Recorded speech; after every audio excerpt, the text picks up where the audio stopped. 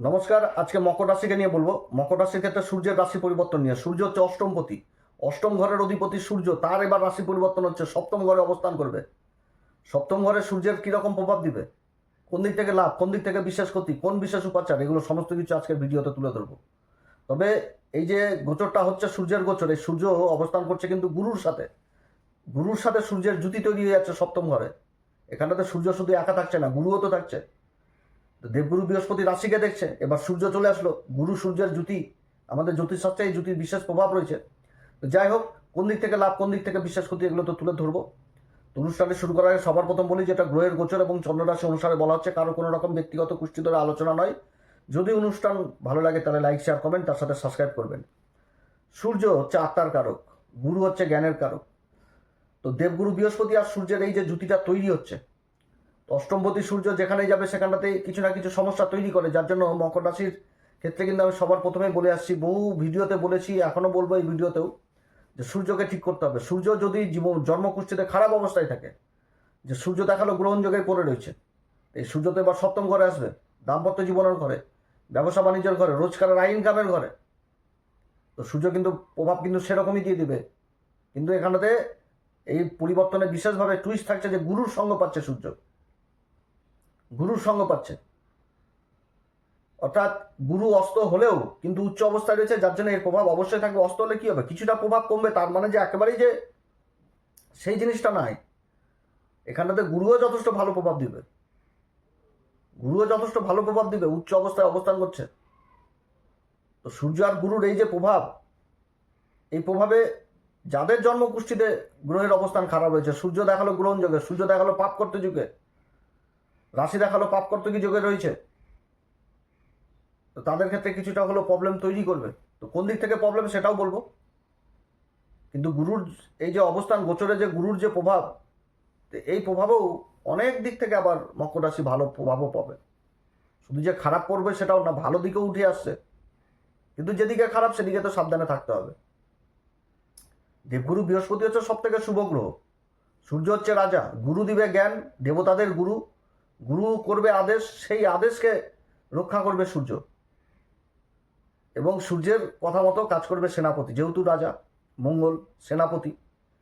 যার জন্য মকর রাশির ক্ষেত্রে প্রথম থেকে বলে আসছি যে বাড়িতে সূর্য যন্ত্র স্থাপন করো, সূর্যের পূজা করো, বিশেষ করে সূর্যকে ঠিক করো। সূর্য ঠিক মানে চারিদিক থেকে উন্নতি নিয়ে চলে আসবে, মান সম্মান পদ প্রতিষ্ঠা সমস্ত কিছু জীবনে লাভ করাবে। উপাচার, পাথর না। পাথর এই কারণেই নিষেধ করি যে দেখা হলো সূর্য অষ্টমপতিদের বলে বৃদ্ধি করা যাবে না, একে সন্তুষ্ট করতে হবে, উপাচার দিয়ে সন্তুষ্ট করতে হবে, পূজা অর্চনা এগুলো দিতে হবে। সপ্তম ঘরের সূর্য দাম্পত্য জীবনকে বিশেষভাবে ইফেক্টেড করে দেয়, খারাপ করে দেয়। কারণ কি, রাজা রাজা চলে আসে দাম্পত্য জীবনে। তো রাজা তো ভোগ বিলাস আনন্দ, তার সাথে থাকবে হুকুমদারি, মন মেজাজ, হাতের কাছেই সব কিছু চাই। এগুলো অশান্তিও ডেকে নিয়ে আসে। কিন্তু সূর্য হচ্ছে কি রাজা, রাজার মতনই সমস্ত কিছু চাই জীবনে। কিন্তু সবাই মানে বিবাহের দিক থেকে যে কোনো মহিলাই বলবে যে আমার সুন্দর ভালো সাথী চাই, রাজার মতন হবে, ভালো সরকারি কাজ করবে, এরকম ইচ্ছা থাকে। যার জন্য মানে সূর্য দাম্পত্য জীবনে জায়গাটাতে ভালো, যে সূর্যের মতন বর চাই, রাজার মতন বর চাই। কিন্তু রাজা যদি স্বয়ং এই দাম্পত্য জীবনের ঘরে বসে, তখন হয়ে যায় ঝামেলা, অশান্তি। আজকে একটা ভালো উপাচার বলে যাচ্ছি এই মকর রাশির ক্ষেত্রে। তো বিবাহের পিঁড়িতে বসার আগে যাদের বিবাহ সম্বন্ধ ঠিক হচ্ছে, আগামী দিনে বিবাহ তো বসবে, পুরুষদের ক্ষেত্রে বলে যাচ্ছি, অবশ্যই সূর্য পূজা দিয়েই তারপরে বিয়ের পিঁড়িতে বসবেন। এতে সূর্য মান সম্মান জায়গাটা যথেষ্ট ভালো করে, যথেষ্ট ভালো করে। এবং বর্তমানে সূর্যের গোচর হচ্ছে এটা ঠিক, কিন্তু অন্যান্য গ্রহদের অবস্থানও যথেষ্ট ভালো থাকছে। সূর্য যে শুধু ইফেক্ট করবে মকর রাশিকে, ভালো মন্দ সবই বলবো, কিন্তু সূর্যের যে প্রভাবে প্রভাবিত হবে মকর রাশি, অন্যান্য গ্রহদের কিন্তু যথেষ্ট ভালো প্রভাব থাকছে এই সময়কালে। যেমন বুধ, বুধ তো নিজের ঘরেই অবস্থান করছে, বুধের যে অবস্থান নিজের ঘরে অবস্থান করছে, ভালো শত্রুতা যোগ তৈরি করে দিয়েছে। বিদেশ সংক্রান্ত কাজ, নিজের ম্যানেজমেন্ট, এগুলো করতে পারবে। তারপরে মঙ্গলের অবস্থান ভালো রয়েছে, শনির দৃষ্টি থাকছে মঙ্গলের উপর। মঙ্গল আগস্টের 2 তারিখে রাশি পরিবর্তন করবে, এটা ঠিক। সূর্যের পরিবর্তন তো 1 মাসের জন্য হয়। তো মঙ্গলের রাশি পরিবর্তন হবে, তখন অন্যরকম আলোচনা। কিন্তু এখন তো রয়েছে পঞ্চম ঘরে অবস্থান তো ভালো, বিশ্বরাশিতে মঙ্গল, শিক্ষার জায়গাটা বিশেষভাবে প্রভাবিত করবে।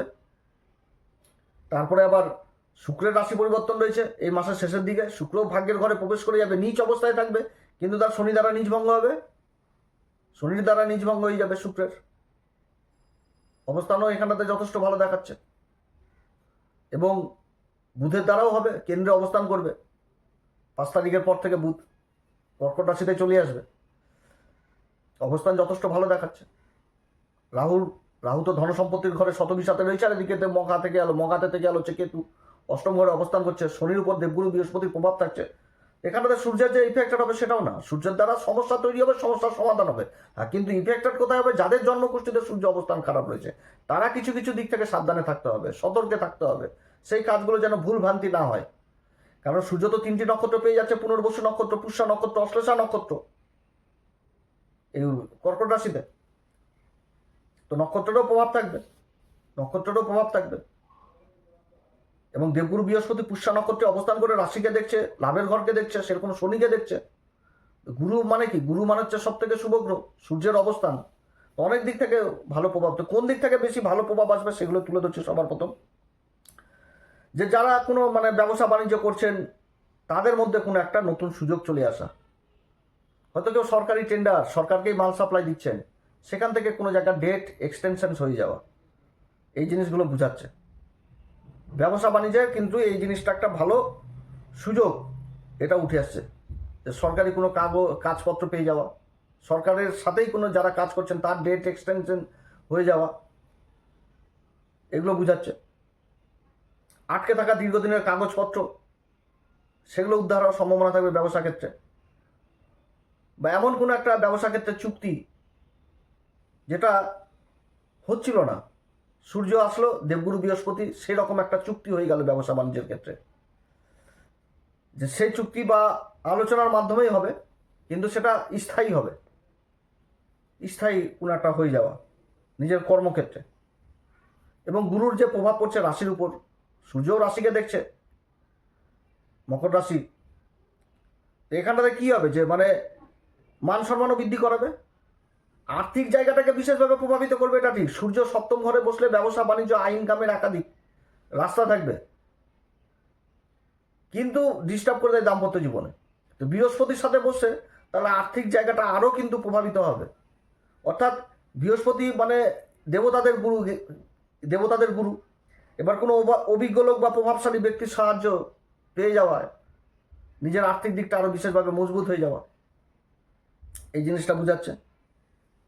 ব্যবসা বাণিজ্য যারা করছেন তাদের মধ্যে ব্যবসার ক্ষেত্রে ক্লায়েন্টের সংখ্যা বাড়বে, যে গ্রাহকের সংখ্যা এই সময়কালে বাড়বে, একাধিক ইনকামের রাস্তাও থাকবে, এবং তার সাথে বিদেশ সংক্রান্ত কাজগুলো যথেষ্ট ভালো হবে। যারা ইম্পোর্ট এক্সপোর্টের কাজের সাথে করছেন, বিদেশেই মাল রপ্তানি করছেন, বা বিদেশ থেকে মাল নিয়ে এসে দেশের মাটিতে কাজকর্ম করছেন, তাদের জন্য কিন্তু ভালো অবস্থান হচ্ছে, এই জায়গাটা হবে।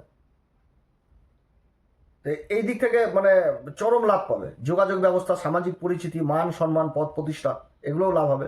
তারপরে এই গোচর চলতে চলতে শুক্র আবার ভাগ্যের ঘরে ঢুকে যাবে, নিজ ভঙ্গ হয়ে যাবে, মঙ্গলও চলে আসবে একদম ওই 2 তারিখের পর ষষ্ঠ ঘরে চলে আসবে। আরও বিদেশ সংক্রান্ত কাজগুলো যথেষ্ট ভালো হবে। নিজের কর্মকে এগিয়ে নিয়ে যাওয়ার জন্য ঋণের জায়গাগুলো যথেষ্ট ভালো হবে।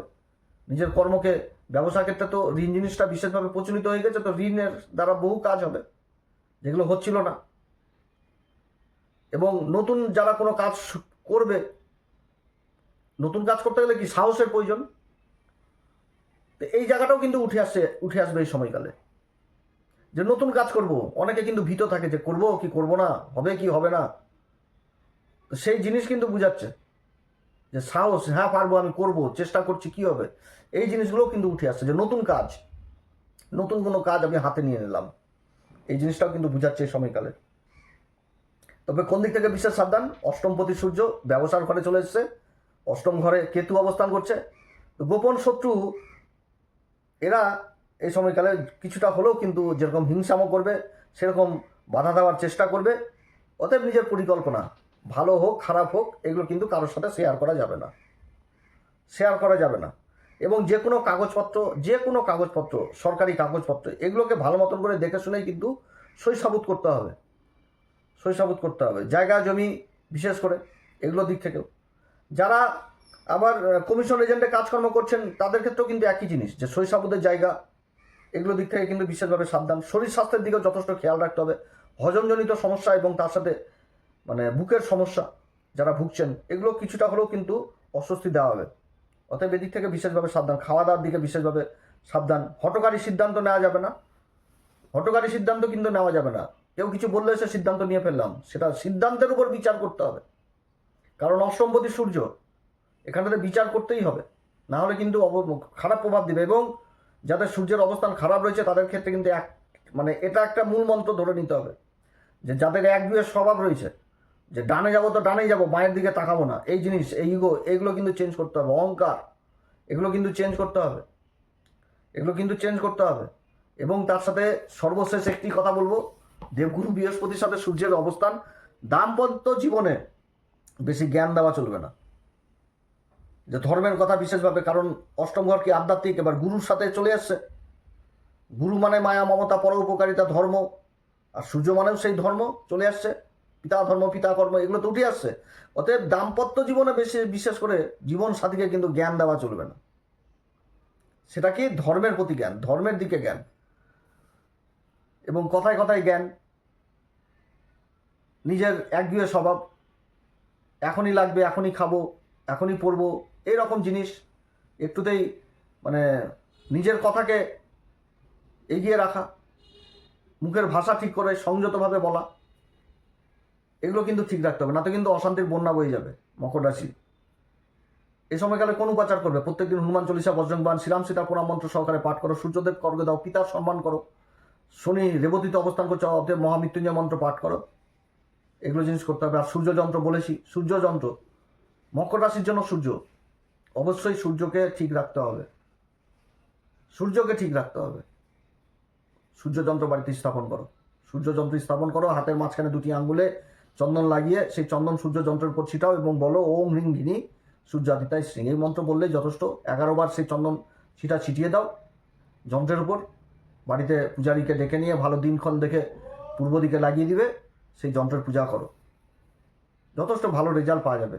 আজকের ভিডিওতেও সেই প্রোডাক্ট বলে অপশান থাকছে সূর্যের, যেখানটাতে সূর্যযন্ত্র আপনারা পাবেন, অবশ্যই সংগ্রহ করবেন। তো যাই হোক, যদি অনুষ্ঠান ভালো লাগে তো লাইক শেয়ার কমেন্ট তার সাথে সাবস্ক্রাইব করবেন। নমস্কার, ধন্যবাদ।